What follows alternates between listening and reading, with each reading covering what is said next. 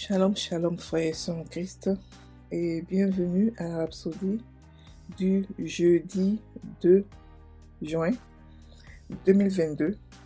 Rhapsodie écrite par le pasteur Chris Oyakilome, et la lecture vous est offerte par les vérités de l'Évangile. Le thème d'aujourd'hui est la divinité de Christ. Et le verset de Jean 5, verset 18 qui nous dit « À cause de cela, les Juifs cherchaient encore plus à le faire mourir, non seulement parce qu'il violait le sabbat, mais parce qu'il appelait Dieu son propre Père, se faisant lui-même égal à Dieu. » Fin du verset. Le pasteur Christ dit « Tant que vous ne découvrez pas qui est vraiment Jésus, vous ne le connaissez pas. Jésus est Adonai, c'est le Seigneur Dieu. Rien qu'à y penser, c'est époustouflant. Pas étonnant que les Juifs aient eu du mal à l'accepter. Ils l'ont accusé de s'être égalé à Dieu parce qu'il a dit que Dieu était son Père. Ils savaient que lorsque quelqu'un dit « Dieu est mon Père », cela ne veut pas dire que Dieu a donné naissance à cette personne, parce que Dieu est un esprit. Ils ont compris ce que Jésus disait, qu'il était lui-même Jéhovah en manifestation humaine. Dans Jean 10, verset 30, il a fait une autre déclaration surprenante qui les a mis encore plus en colère. Il a dit « Moi et le Père sommes un ». En d'autres termes, nous sommes une seule et même personne. Si vous m'avez vu, vous avez vu le Père. Les Juifs sont devenus vraiment fous et ils ont de nouveau pris des pierres pour le lapider. Mais Jésus les interrompit et leur demanda, dans Jean 10, versets 32 à 33, « Je vous ai fait voir plusieurs bonnes œuvres venant de mon Père, pour laquelle me lapidez-vous » Et ils répondirent, « Ce n'est point pour une bonne œuvre que nous te lapidons, mais pour un blasphème, parce que toi qui es un homme, tu te fais Dieu. » Remarquez les deux accusations portées contre Jésus. La première était le blasphème, parce qu'il a dit que Dieu était son Père. La seconde était le vol, car étant un homme, il s'est fait Dieu. Il fut donc condamné avec des brigands. Mais la Bible dit dans Philippiens 2, versets 5 à 6, « Ayez en vous les mêmes sentiments qui étaient en Jésus-Christ, lequel existant en forme de Dieu, n'a point regardé comme une proie à arracher d'être égal à Dieu. » Ce verset était une réponse directe à l'accusation des Juifs contre Jésus, qu'il était un voleur pour s'être déclaré égal à Dieu.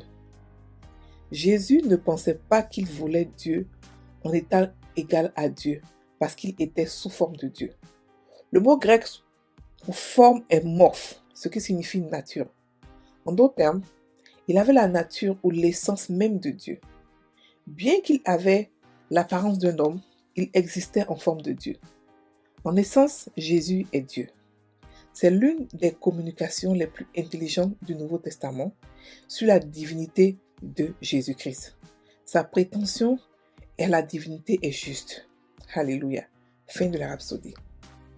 Vous pouvez plus tard lire les études approfondies d'autres versets qui confirment tout cela. Tite 2, verset 13, 1 Timothée 3, verset 16, Colossiens 1, verset 15 à 19 et Colossiens 2, verset 9. Ici, le pasteur nous parle de la divinité de Christ. À quel point Christ était Dieu. Christ était Dieu au même titre que Dieu. Il est toujours Dieu, il n'a pas changé. Ça dit qu'il était Dieu personnifié en homme. Il est venu nous montrer comment vivre en tant que Dieu sur cette terre. Parce que beaucoup d'entre nous croient que la terre est difficile, c'est difficile, il y a plein de difficultés, il y a plein de cela, il y a plein de ceci. Mais on a un modèle qui est venu avant nous pour nous montrer comment vivre. Pour nous montrer qu'on peut vivre ici dans ce monde qui est plein de difficultés, qui est empoisonné, mais on peut vivre en Dieu sans être corrompu. Et il est venu démontrer plusieurs fois qu'il est Dieu. Mais il n'a pas été cru parce que les gens n'étaient pas prêts à le recevoir. Les gens n'étaient pas prêts à comprendre. Et le message était trop gros pour eux, voilà. C'était trop gros pour eux. Aujourd'hui même, il y a des personnes qui pensent que Jésus est juste un chemin, un seul chemin. Et il y en a plusieurs, même des chrétiens, qui croient qu'il y en a plusieurs chemins qui vont à Christ, qui vont à Dieu. Alors que Jésus lui-même a dit, je suis le seul chemin. je suis le seul chemin. Et cela, personne d'autre ne l'a dit. Il a dit aussi, je suis la vie. Personne d'autre ne l'a dit. Donc Jésus s'est marqué dans ce monde en tant que divin, en tant qu'enfant de Dieu, en tant que Dieu lui-même. En tant que Dieu lui-même. Pourquoi est-ce que les Juifs l'ont lapidé? Parce qu'il a dit qu'il est Dieu, qu'il est pareil comme Dieu et que si on le voit, on voit Dieu. Et ils ont été choqués. Parce que dans leur entendement religieux, Dieu est loin. C'est-à-dire que Dieu est grand, Dieu est loin. Dieu ne peut pas s'approcher de vous parce que vous êtes extrêmement sale. Parce que vous ne méritez pas cela, parce que cela. Ils n'ont pas compris qu'une nouvelle ère avait commencé et que Dieu s'est approché de l'être humain et que Dieu a voulu créer des petits dieux sur la terre. Donc, ils ne se sentaient pas assez propres pour pouvoir porter, c'est-à-dire pouvoir avoir Dieu, être le temple de Dieu. Voilà. Donc, ils se sont dit que c'est pas possible qu'un être humain soit Dieu. Alors que la Bible dit que la parole a été faite chair. Donc, Jésus est la parole qui a été faite chair. Chacun de nous ici a sa parole dans sa bouche. Cette parole-là, c'est vous. C'est pas quelqu'un d'autre. La parole de, par exemple, Juliette est Juliette. Et la parole de Roméo est Roméo. Donc, si la parole devient un jour chair, la parole, c'est vous. Parce que la parole va se comporter exactement comme vous. Parce que comment est-ce qu'on s'exprime? Comment on sait ce qu'il y a dans le ventre d'un homme? C'est par ses paroles. C'est par ces paroles qu'on sait que comment est-ce qu'il pense, comment est-ce qu'il vit, comment est-ce qu'il se comporte, c'est par ses paroles. Aujourd'hui, et Jésus a été fait chair par la parole de Dieu. Et c'était quelque chose de prémédité, quelque chose que Dieu voulait. Dieu voulait nous montrer que il voulait créer d'autres, parce qu'il a dit qu'il est le premier-né. Il est le premier-né de tous les chrétiens. Il est la tête et nous sommes le corps. Il a reçu tout ce qui est honneur au ciel. Il a reçu un nom qui est au-dessus de tout nom. Mais ici, on parle de sa divinité.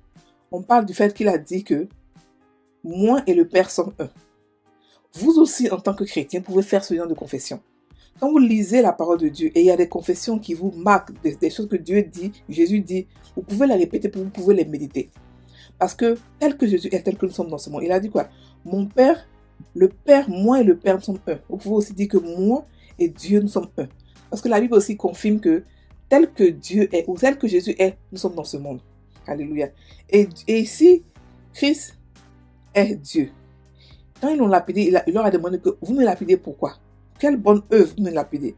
Parce il était conscient qu'il ne pouvait pas faire de mauvaises œuvres. Malgré le fait qu'il était homme, qu'il était Dieu, il a aussi connu tout ce que nous sommes confrontés comme difficultés en tant qu'hommes. Donc il leur a demandé, vous me faites vous me lapidez pour quelle raison? Pour toutes les bonnes œuvres que j'ai faites, laquelle me lapidez-vous? Ils ont dit non, c'est pas pour les bonnes œuvres qu'on te lapide, mais parce que tu blasphèmes. Parce que toi, qui es un homme, tu te fais Dieu. Et aujourd'hui, nous voyons ça encore. Beaucoup de chrétiens ne savent pas qu'ils sont Dieu. Beaucoup de chrétiens se comportent encore comme des esclaves, alors qu'ils sont des dieux. Il faudrait que le corps de Christ puisse être mature, comprendre que nous sommes des dieux de la même nature que Christ, la même nature que Dieu. Dieu a voulu habiter en nous. Lorsque nous naissons de nouveau, nous mourrons. Notre vieux nous meurt et nous ressuscitons un nouveau de vie qui est la vie divine de Christ que nous avons. Alléluia.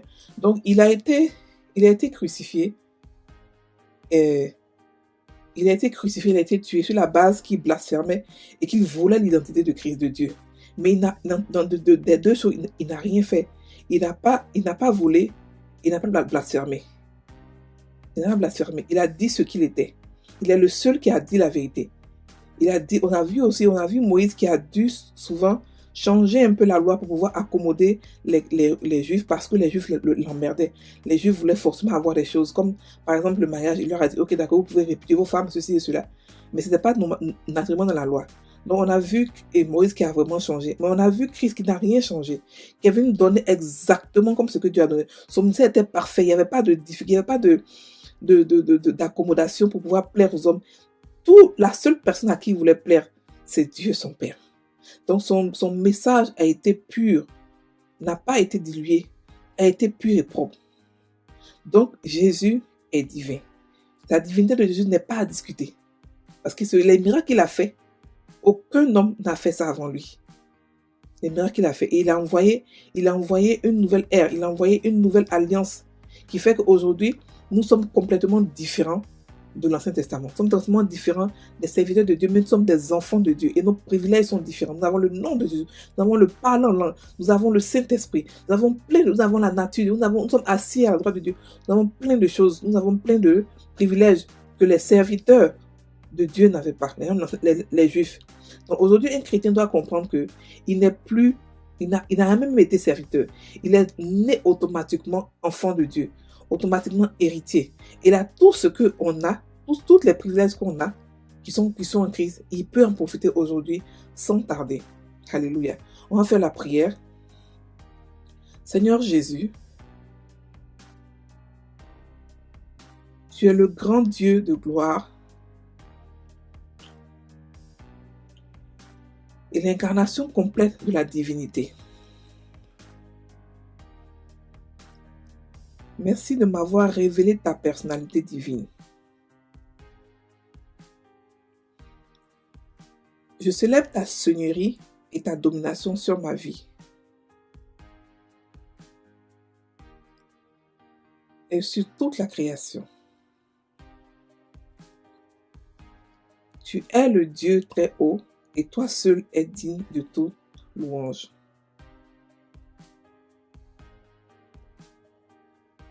Révérence et adoration. Amen. Frères et sœurs en Christ, soyez bénis, passez une très bonne journée.